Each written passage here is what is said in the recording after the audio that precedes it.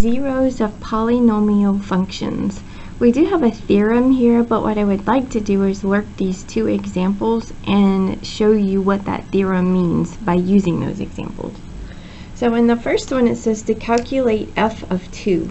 Remember, that just means everywhere you have an x, you need to put a 2 in there.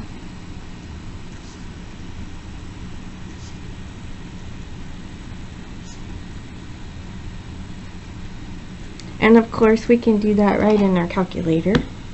I'm going to store 2, so 2 stow x, and that's not right.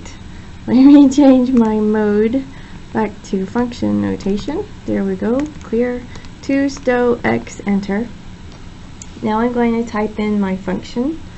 My function is 6x to the 4th minus x cubed minus 15x squared plus 2x minus 7, and I get a value of 25. Okay, hopefully you remember how to do that one. The next one we're supposed to divide. I'm going to use synthetic division.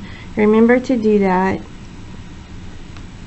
You add 2 to both sides, so x is 2. That tells you what to put on the outside.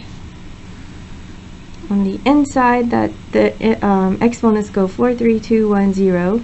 So we have 6, negative 1, negative 15, 2, negative 7. Remember, you just have to make sure you're not missing any terms. 4, 3, 2, 1, 0. I don't think we're missing any. So we bring the first one down, multiply, add, multiply, add, multiply, add, multiply, add. Remember, this is your remainder, right? So the remainder theorem states, if a polynomial is divided by this expression, we have a polynomial divided by this expression, then the remainder is the value f of that number. Notice how up here we found f of 2 and we got 25. Here we put the 2 on the outside, we got a remainder of 25. So that's what the remainder theorem says. When you divide by x minus your number, you get a remainder. It's exactly the same thing as if you just stuck that number in there and evaluated it. We will use this theorem a lot in the coming examples.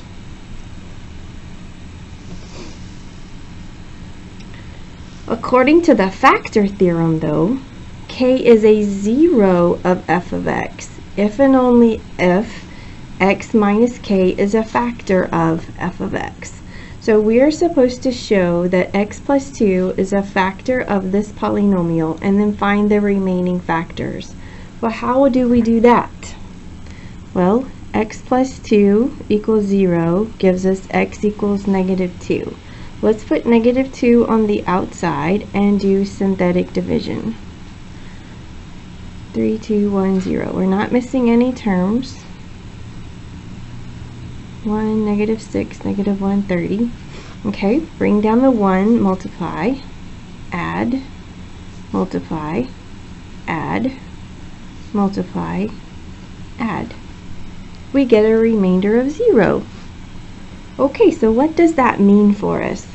Let's think for just a moment. If we do, let's say 8 divided by 4. That's a simple one. 4 will go into 8 2 times. 2 times 4 is 8. When we subtract, we get a remainder of 0. That means 4 is a factor of 8, which we already know because 2 times 4 is equal to 8, right? So anytime you get a remainder of 0, then whatever you divided by is a factor of what you divided into.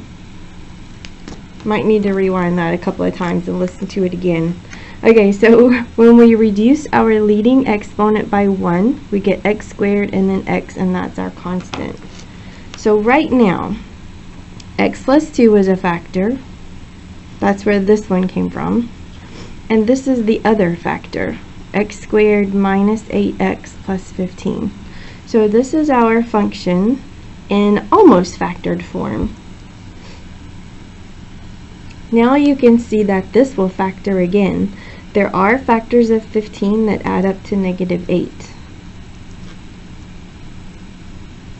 Those factors are -3 and -5.